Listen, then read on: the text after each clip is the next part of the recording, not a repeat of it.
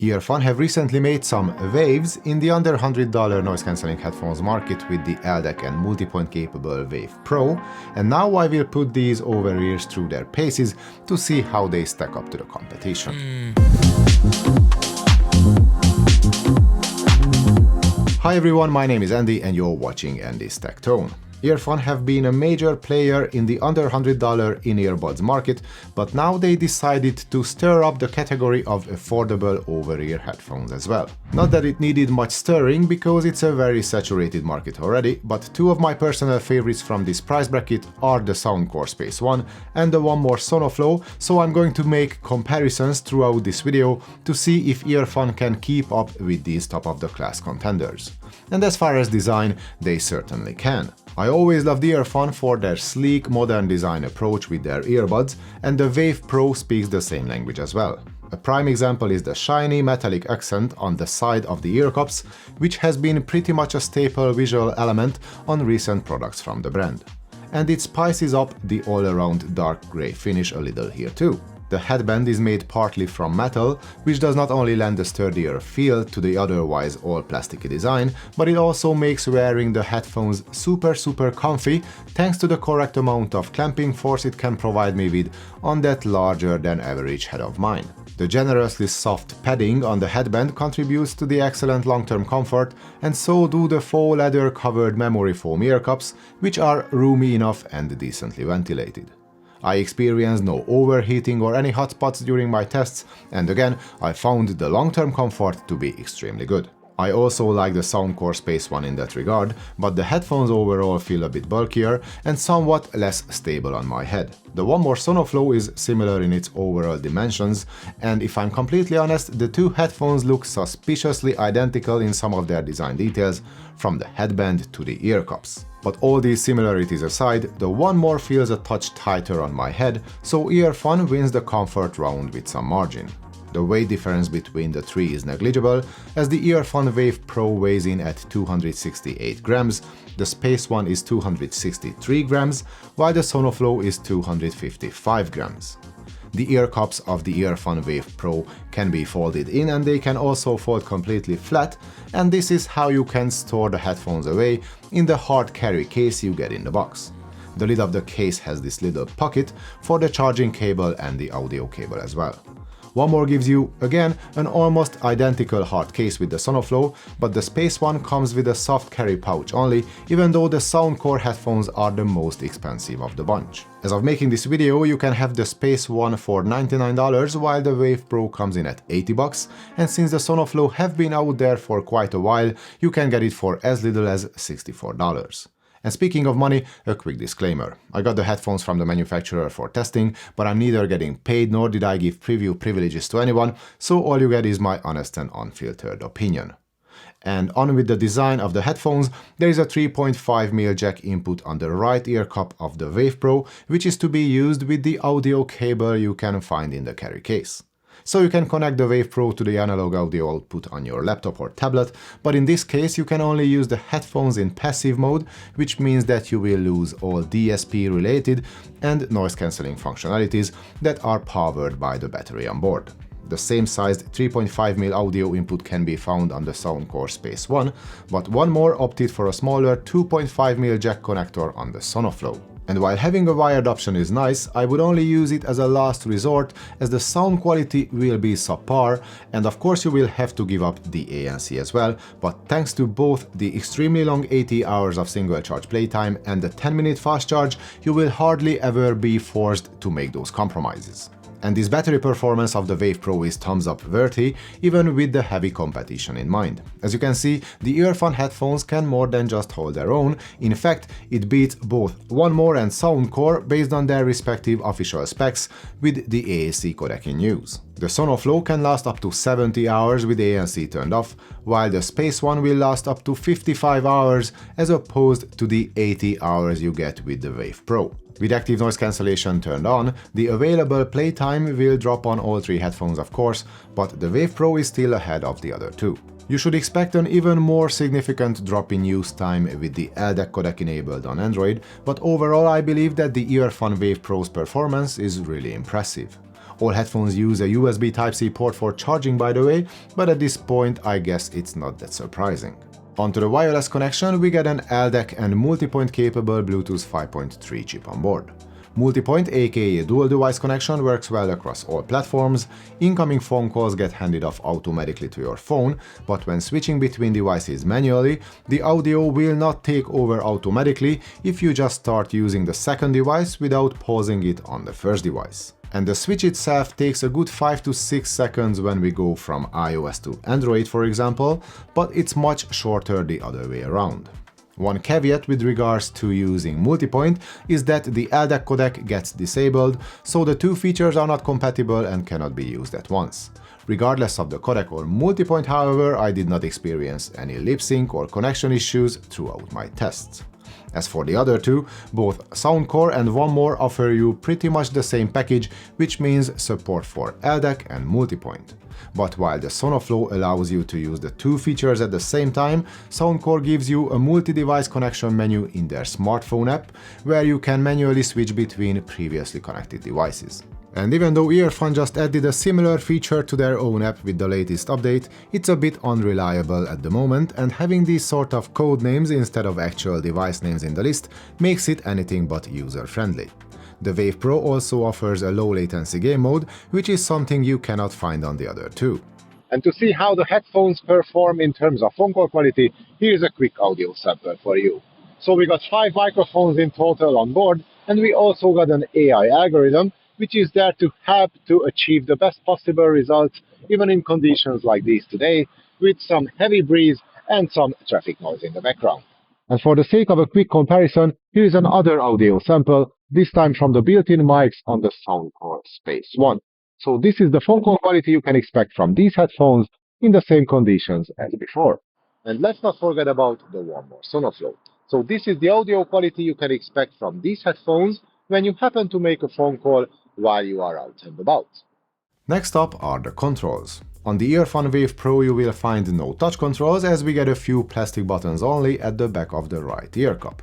Top to bottom there is the power/play pause button, then the volume rocker, which can also be used for skipping a track forward or backward, and at the very bottom there is the ANC switch. The buttons themselves work pretty well with quick reaction times and a tactile enough feedback, and while we can control pretty much all functions with these buttons out of the box, the smartphone app allows for some remapping too. This sort of a flexibility is always welcome, but they could have made it even better by giving us all 5 options from the ANC menu in the app. Let me explain. Using the button we can only cycle through 3 modes out of the 5 and cannot change the ANC mode from strong to wind noise, for example, as it will always be the last setting we used unless we change it in the app. No big deal, and the software update can easily fix it. Another feature that's missing and an update cannot fix it, however, is automatic play and pause, as we don't have a wear sensor inside any of the ear cups, such as the Space One does. The Soundcore headphones also offer an easy chat option, which turns on transparency mode automatically when we touch the left ear cup or when we start talking. The Space One have control buttons on both ear cups, which takes some time to get used to, but at the end of the day you may find this layout more comfortable than the one-sided controls on the Earfun. All in all, the Space One delivers a more comprehensive set of options for controlling the headphones. And while the Sonoflow have all the same features as the Wave Pro and the button layout is more or less the same as well, I prefer having the power on-off button at the back as it is on the Earfun, and find one more's decision of moving it to the front a bit awkward. Next, let's see the Earfun smartphone app, which offers a decent amount of settings and options. There are 5 different noise cancelling modes, which I will talk about in detail in a minute, but then there are the custom controls, the game mode switch, the dual device connection menu and the LDAC switch as well, each of which I already touched upon. What haven't come up yet are the auto power off timer, the software upgrade and the quick guide along with the different EQ settings. We get loads of sound presets to choose from, and each of these can be further tweaked with a 10-band manual equalizer, where we can create and save multiple custom profiles. And what we got with the recent firmware update is a new My Sound Profile menu, where the app takes you through some hearing tests so you can tailor the sound of the headphones this way. I'm not yet convinced as to how well it works yet, but the option is there nonetheless. and I believe it's only present in the app to compete with a similar feature called Hear ID in the Soundcore app, which in my opinion works better overall. And the Soundcore app itself offers a wider variety of features and settings, including multiple ANC modes with manual sliders and adaptive options, easy chat, custom controls and safe volume, which can detect your exposure to high volumes and limit the output of the headphones according to your own thresholds. Then there is an auto-off timer, an auto-play pause switch, the multi-device connection menu and a comprehensive ASMR feature too. In the One More app you can also find an ASMR option, but it's way less impressive. And you cannot find extras such as an auto-off timer or a multi-device connection list, and you won't get custom hearing tests or remappable controls either. So all you get with the Sonoflow is some of the basics, such as baked-in sound profiles with a 10-band manual EQ, an ADAC switch, firmware upgrades, a quick guide, a multi-point switch and 3 ANC modes. Which takes us to the active noise cancelling of the Wave Pro. As we know already, we can find 5 different modes in the Earfun app. Normal means ANC off, then we got an ambient mode, a dedicated wind noise cancelling mode, and 2 levels of noise cancelling, strong and comfort. You might want to use the latter if you experience some discomfort with the ANC at its full strength, but since I did not have any issues, I was using the strong mode for my tests. Except for outside on windy days, when the wind noise cancellation proved to be the better, more comfortable option. With this mode enabled, we have to give up some of the ANC prowess in order to get rid of those whooshing sounds the microphones can pick up in breezy conditions. But I have to say that it's a worth it trade-off if you cannot stand that harsh wind noise, because it can make the whole outside experience a lot more enjoyable. Of course, if you need the best isolation, you will have to switch to strong ANC mode, which does an excellent job at taming traffic noise and other rumbling or droning sounds that surround you in a typical urban or office environment. Of course, if you need awareness, you can always turn on the ambient mode, which works relatively well.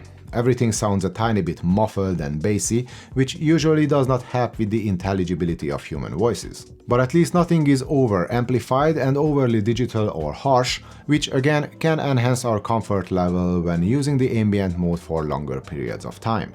All in all, the ANC feature on the Earfun headphones works great. Compared to the Space One, the amount of noise that gets blocked out is more or less the same on both headphones, but while the Wave Pro filters out a touch more of those low-frequency hums and rumbles, Soundcore does a better job at taming most high-pitched noises. As for the Sonoflow, it's a notch less effective across the frequency range when it comes to keeping the surrounding noises at bay. The differences are small, so basically all 3 headphones will deliver comparable results in day-to-day use.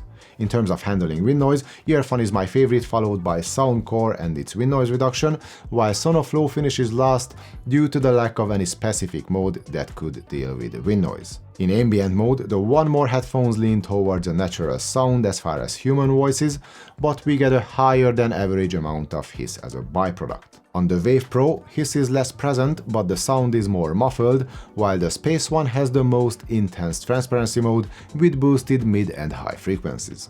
The hiss is well controlled here, and the effect of this mode can be customized with the slider in the Soundcore app. Overall, I believe that the Earfun Wave Pro is pretty much on par with the current leaders in its category as far as active noise cancelling, and in some cases, such as wind noise, it can deliver a top-of-the-class performance. And as for the sound quality of those 40mm DLC drivers, I would say that we get a more or less neutral frequency response across the board, with no major audible issues. I especially like the fact that the engineering team did not get carried away when tuning the bass.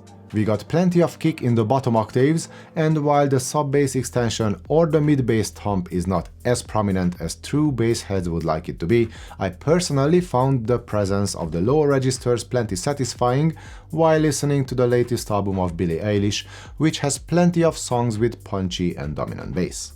Onto the mid-range, the Wave Pro's presentation remains balanced, even though the lower mids might be a hair less open and detailed, making the sound a touch mudded. Vocals are rich sounding, but they could use a smidge more presence, and while instruments come through with clarity, they lack a bit of an extra bite or texture. It all sounds warm and pleasant, which is not a bad thing when you are after long-term listening comfort. And the slightly rolled off treble will also add to that comfort. There are no rough edges or overcooked details, but we get all the musical nuances we might need while out and about. Spatially, the Wave Pro delivers an average performance with a moderately sized soundstage and a precise but not laser-sharp imaging. In terms of volume, I have heard louder closed-back headphones before, but if I'm completely honest, I never had to max the volume out, regardless of the environment I was in. And again, in terms of the competition, we got the Soundcore Space One with its more V-shaped sound signature, which means that we get better extension and more energy in both the bass and in the highs, making the sound more dynamic and also more sparkly and open. The mids are not my favorites here, as they have a tendency of disappearing in the mix, but the impactful and energetic nature of the sound will suit most modern musical genres, such as R&B or EDM. The Sonoflow is more like a closer match to the Wave Pro when it comes to sound quality. The mids are probably the most forward on the One More headphones, with their rich and detailed characteristics. The bass is similarly tuned to that of the Earfun, and we also get some attenuation in the highs, especially when compared to the Space One. The One More delivers a more closed-in and focused presentation, and while the Earfun is far from being particularly airy either, it's a touch more open. All three headphones come with multiple sound profile presets and manual EQ options in their respective apps, so you can tweak them each to your liking. And overall, the sound of the Earfun Pro is pretty much balanced and quite enjoyable, but most importantly, very pleasant to listen to in the long run. And if you watched closely, one trait kept coming up in my review regardless of topic.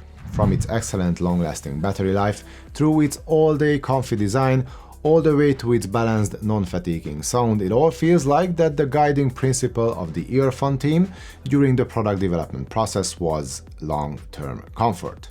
Of course, we get all the must-have features as well, and the fact that Earfun was able to keep the price well under $100 is applaudable in itself. I would not hesitate a second to buy these headphones over any of the direct competitors, as in most cases the Wave Pro is at least on par with them in terms of performance and features, and again, I believe that their long-term comfort puts them on the highest shelf in this price bracket. And that was my take on the Earfun Wave Pro headphones. If you like this video, then please give it a thumbs up and subscribe to my channel. Feel free to comment should you have any questions. Thanks for watching everyone. Hope to see you all in the next one.